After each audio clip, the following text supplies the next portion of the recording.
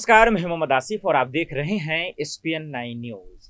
ज्ञानवापी मस्जिद को लेकर हर एक दिन कभी असदुद्दीन ओवैसी तो कभी कोई हिंदू पक्ष का नेता, कभी कोई धार्मिक नेता आकर उल्टा पुल्टा बयान दे ही देता है।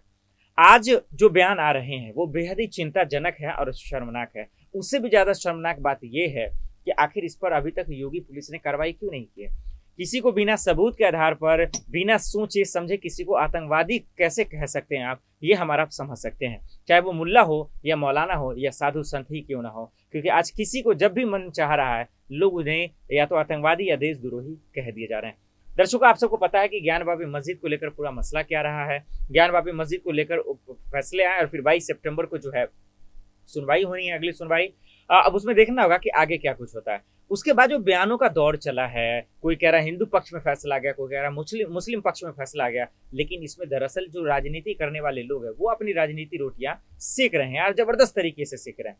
तो आइए सबसे पहले हम आपको रिपोर्ट दिखाते हैं, वीडियो दिखाते हैं कि देखिए कैसे मदरसों में जो सर्वे हो रहा है उसको आतंकवादी कह रहे हैं। ज्ञानवापी मस्जिद को लेकर कैसे जो कह रहे हैं कि उस पर झंडा भगवा लहराएंगे।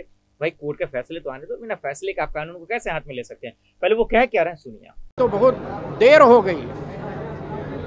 2017 में जब योगी जी उत्तर प्रदेश के मुख्यमंत्री बने थे उसी समय पता था कि उत्तर प्रदेश में जितने मदरसे हैं सब केवल आतंकवादियों को संरक्षण देते हैं। नेपाल और उत्तर प्रदेश के बॉर्डर में 1500 मदरसे चलते हैं और यहाँ के आतंकवादी लोग उस पैसे का दुरुपयोग करते हैं। वहाँ का एक मुसलमान ही बोल रहा है, देवबंद में पढ़ा हुआ एक मुल्ला बोल रहा है कि मदरसों में गैर हिंदुओं पर नफरत फैलाने का काम किया जाता है। इसकी जांच होनी चाहिए और योगी जी ने बहुत अच्छा काम किया है। मदरसों की जांच करके और ऐसे आतंकवादियों को प्रशिक्षण देने वाले मदरसों को समाप्त करने का काम करना चाहिए। कांग्रेस ने हमेशा आतंकवादियों का साथ दिया है। कांग्रेस ने हमेशा हिंदू मुसलमानों को लड़ाने का काम किया है। कांग्रेस ने हिंदू को लड़ाने का काम किया है। जाति पाति भेदभाव छुआछूत के नाम पर समाज को बांटने का काम किया गया और समाज को बांट करके ही कांग्रेस ने 50 सालों तक शासन किया, 55 सालों तक शासन हुआ। 75 साल देश को आज़ाद हुए हो गया। कांग्रेस ने लोगों को मिलाने का काम नहीं किया, लोगों को जोड़ने का काम नहीं किया, लोगों को तोड़ने का काम किया। राहुल गांधी की जो यात्रा चल रही है, भारत जोड़ो नहीं भारत तोड़ो, भारत को हिंदू मुसलमानों के बीच में लड़ाओ, भारत को विभाजन करो। चाइना के साथ मिलकर राहुल गांधी समाज को तोड़ने का काम कर रहे हैं और देश के मुसलमानों को उकसा रहे हैं, ईसाइयों को उकसा रहे हैं कि हिंदू मुस्लिम ईसाई झगड़ा कैसे हो, कैसे भारत में क्रांति मचे। भारत की शांति के लिए नहीं, भारत में क्रांति लाने का एक षड्यंत्र राहुल गांधी की ओर किया जा रहा है, जिसको देश की जनता जानती है। राहुल गांधी केवल ईसाइयों से मिल रहे हैं, केवल मस्जिदों में जा रहे हैं, केवल मुल्लाओं से मिल रहे हैं। कभी हिंदू मंदिर, हिंदू संगठनों से मिलने का काम राहुल गांधी ने नहीं किया है। आज समाज के लोग चाहते हैं भारत माता के गौरव को बढ़ाने के लिए नरेंद्र मोदी जी ने जो काम किया है उनके काम को आगे बढ़ाया जाए। सबका साथ, सबका विकास, सबका विश्वास, ये जो नारा नरेंद्र मोदी जी ने दिया था, ये समाज के हित के लिए, समाज के कल्याण के लिए, समाज को आपस में जोड़ने के लिए किया।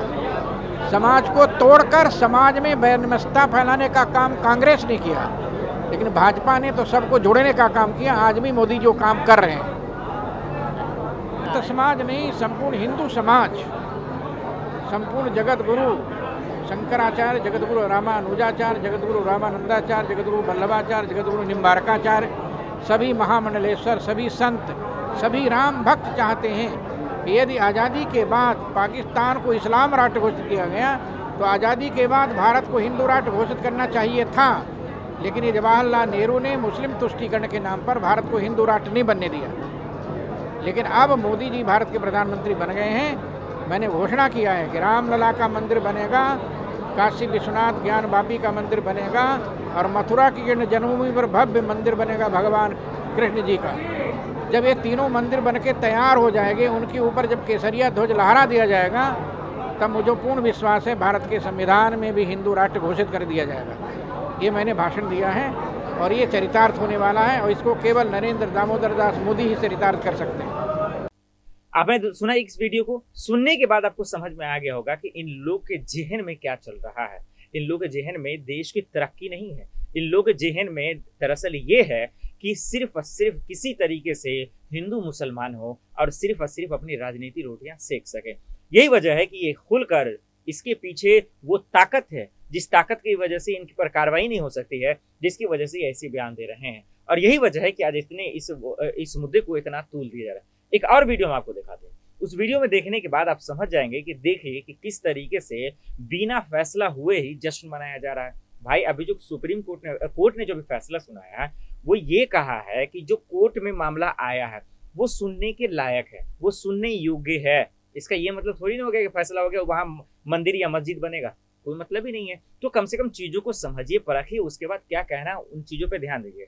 अब आप जो लोगों के अंदर धार्मिक भावनाओं के तहत भड़का रहे हैं, लोग सड़कों पे आएंगे, कानून को हाथ मिलेंगे, उससे हमारे सरकारी संपत्ति का ही लॉस होगा। तो इस चीजों को समझना है। एक और वीडियो देखिए और समझिए कि किस तरीके से ये जो है बयान दे रहे हैं ज्ञान वापी मस्जिद पे। प्रार्थना करके आए, गुफ्तगू करके आए, निकलते मंदिर से फैसला मिल गया है, हमें आज बहुत खुश है। क्या बाबा से दरबार में गई थी, दर्शन भी की, बाबा से क्या मांगा? बाबा से मांगा है कि बाबा बहुत दिन हो गए इंतजार करते, तारीख पे तारीख मिल रही थी, आज जरा फैसला दे दो।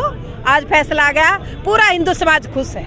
कितनी खुशी है, खासकर बात अगर आप बहुत खुशी है, हमारी खुशी का कोई अंदाजा नहीं लगा सकते, इसीलिए हम आपसे बोले हर हर हर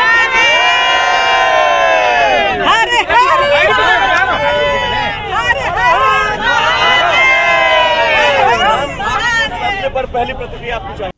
आपने दोनों बयानों को सुना, दोनों बयानों को देखा और आप समझ गए होंगे कि दरअसल ज्ञान वापी मस्जिद का जो पूरा मामला है उसका इससे कोई लेना देना नहीं। सिर्फ और सिर्फ अपने आप को चमकाने के लिए, सिर्फ और सिर्फ जो है लोगों के बीच में धार्मिक भावनाओं को ठेस पहुंचाने के लिए ये तमाम बयान दिए जा रहे हैं। क्योंकि इन साधु संतों से या इन मुल्लाओं से सिर्फ ये पूछिए कि आप किस आधार पर किसी को आतंकवादी या देशद्रोही कह रहे हैं, क्या आपके पास कोई सबूत है, क्या कोर्ट ने कुछ कहा है, क्या पुलिस ने कुछ कहा है? इनके जो है लेकिन नहीं बोलेंगे, क्योंकि इनके पास दरअसल वो ताकत है जो इनसे राजनीति करवा रहे हैं और दरअसल इस तरह के बयान दिलवा रहे हैं ताकि हिंदू मुस्लिम हो सके। देखना होगा कि आखिर 22 तारीख को जब सुनवाई होगी तो फिर कोर्ट का अगला फैसला क्या होता है। हर एक अपडेट्स हम आप तक जरूर पहुंचाते रहेंगे, लेकिन ये भी ध्यान देना होगा कि असदुद्दीन ओवैसी के बयानों पर भी कार्रवाई कब होगी। चलिए आज के लिए इतना ही, मुझे दीजिए इजाजत और आप देख रहे हैं SPN9 न्यूज़। नमस्कार।